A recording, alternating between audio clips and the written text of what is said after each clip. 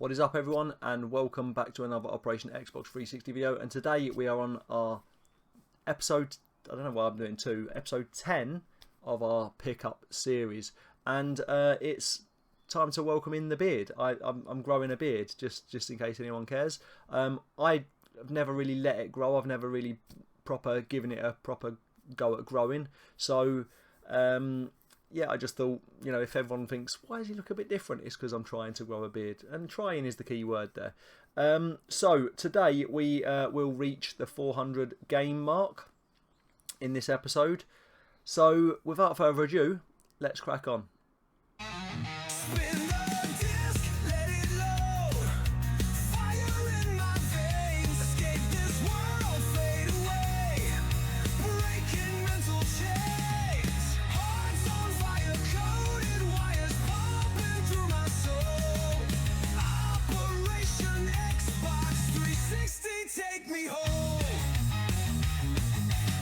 So the first game we've got is Red Faction Guerrilla. This completes my subset. I can't remember what the other one's called. Red Faction. Hello, this is me from the future. So basically, some of you eagle-eyed watchers out there may notice fluctuations in the total games column. This is normal because sometimes I'll buy games that I already have. So obviously, where I finished the last episode on 392, I already had Halo 4 and I already had another game as well. I can't think what it was. So them two games would then be taken off the total. So that is why you will probably notice that the last episode we ended on 394, but this episode we're starting on 392, and it will probably be the same throughout the series. Every now and then you'll notice the numbers not quite adding up straight away. They will even themselves out because obviously I use something called GameEye to keep an eye on my games. This is GameEye, really excellent app to keep track of all your games and stuff. But when I buy a game that I've already got, maybe say it's because it's got a destroyed case, or the game was scratched when I picked it up, or any reason that I might need a replacement disc, that game is already up there on my shelf and on my GameEye app. So when I'm going off my numbers off my GameEye app, it's up there. Whereas when I then delete my last game, like say for instance I've this video I've actually got a couple of games. No, I won't go off this video because we haven't been that far yet. So say for instance Halo 4, which is in the last episode, we bought that and then we had to take it off the game, off the shelf. So it creates a bit of a deficit, but it will always even out eventually. But that is the case, just in case you're wondering why the total games are being mixed up sometimes. So with that said, let's crack on with the video.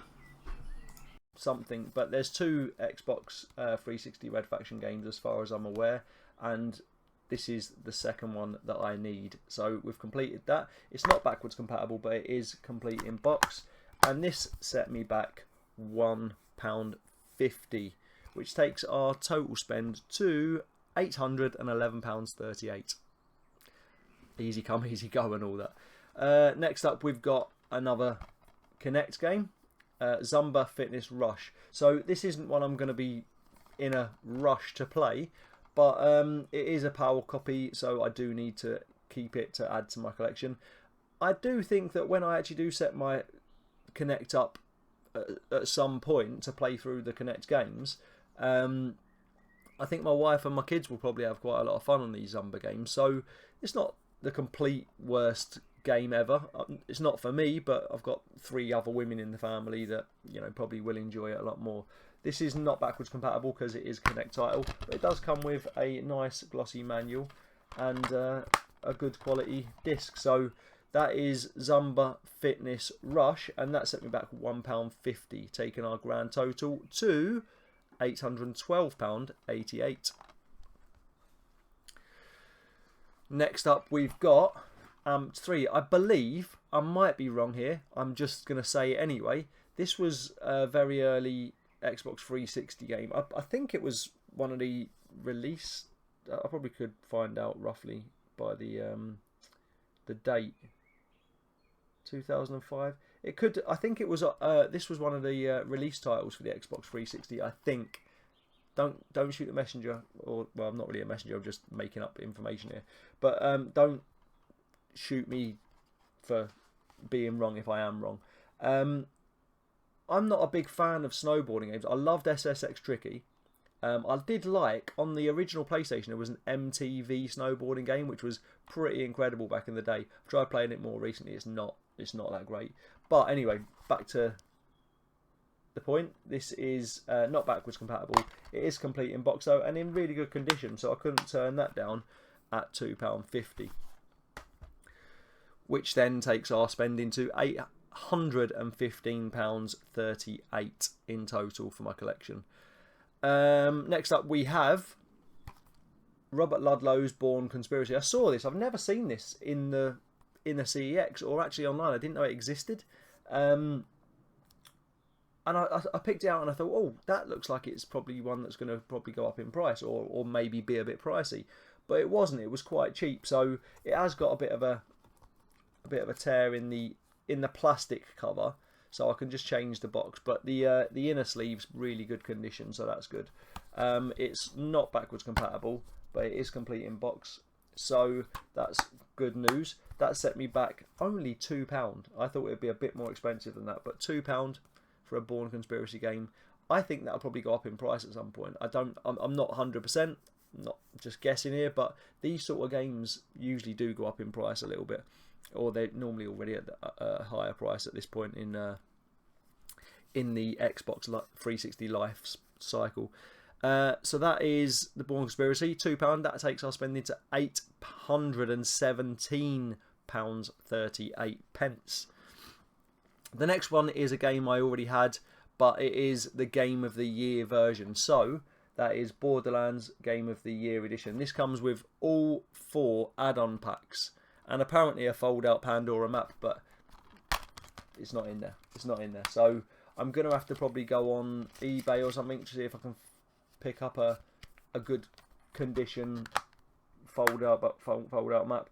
I'm guessing you need it for the game. I mean, to be fair, it might actually be in my other box. I hadn't actually looked. I might have a fold-out Pandora map. Although, I guess in this one would be of all 4 games with all the add-on packs, and maybe the add-on packs won't be included on the original map, so it might not work like that.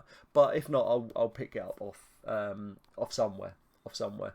But yeah, this has the Zombie Island of Dr. Ned, Mad Moxie's Underdome Riot, the Secret Armory of General Knox, and Claptrap's New Robot Revolution add-on packs. So this cost me £2 for 4 extra parts of the game. I think that's a steal. So I'll be taking my old Borderlands out, putting the Game of the Year edition in, even though it is classics. I don't really like classics games, but I don't think this comes in standard Xbox. I think it only comes as a classics title. So you win some, you lose some. So it is backwards compatible. It is semi-complete in box once I pick up the map. And it is in really good condition as well, so that only cost me £2. So I'm not going to moan at that. And that takes our grand total up to £818.38.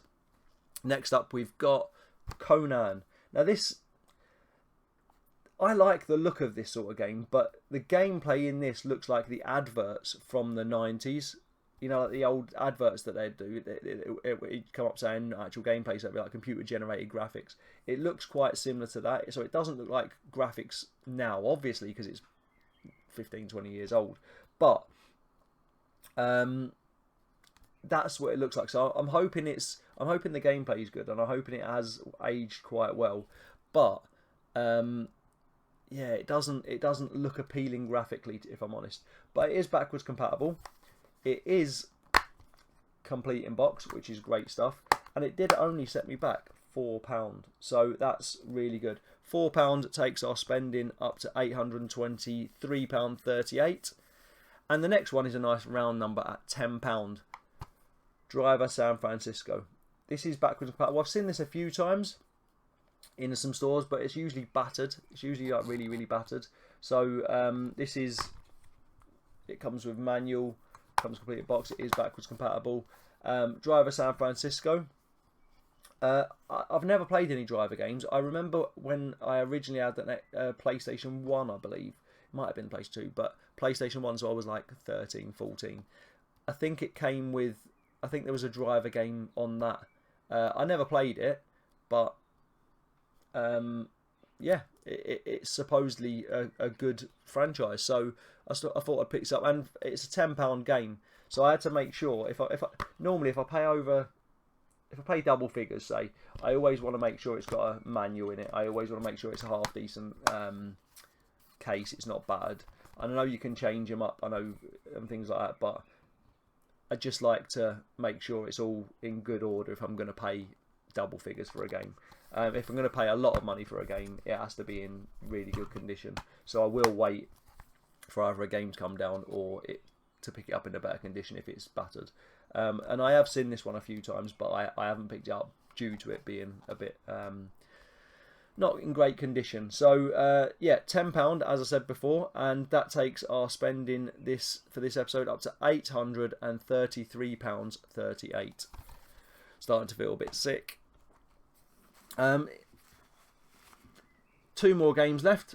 This next one is Fuse. Now I don't know what this is. It looks a bit like, I don't know, like a cross between Gears of War and Transformers.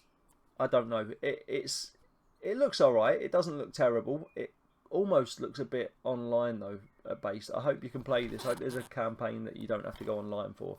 But this is Fuse. This cost me £5, and that takes our spending to £838.38. Yeah, it's not backwards compatible, and it's got one of these like warranty cards in. I don't like these warranty cards. They make me feel like I've got a bit of a manual, but I haven't. Like, you know, when you pick them up and you're like, if it hasn't got a manual, you're like, oh, it's a little bit of paper, so I'm getting a bit more of my money's worth. But if it does come with a manual generally, and you end up getting a copy with just this, you feel a bit like cheated. So I'll be on the lookout for the manual for Fuse. Hopefully it's a good game. It doesn't look bad. I'm just hoping that it's not online only. It does say, oh no, it does say single player, co-op, or echelon multiplayer modes. So that's Fuse, and that is our penultimate game for this episode. And the last one is backwards compatible, and it's Kingdoms of Amalur. And this looks alright. It looks a bit World of Warcrafty, which I'm not a big fan of, but I say I'm not a big fan of it. I played it years ago when it was quite new, and it didn't really have a story to it, so I didn't really like it. It was just quest. But I'm told now from good sources that it's actually got a bit of a story on it now, so that I might even like it now. But it looks very graphically like a World of Warcraft, but hopefully it will have an immediate storyline that will punch me in the face and go, oh, I like that. It looks like a good adventure game, all of this.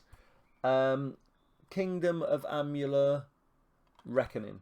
So, forge your destiny, you have been reborn, your future unwritten, now the fate of Amalur lies in your hands.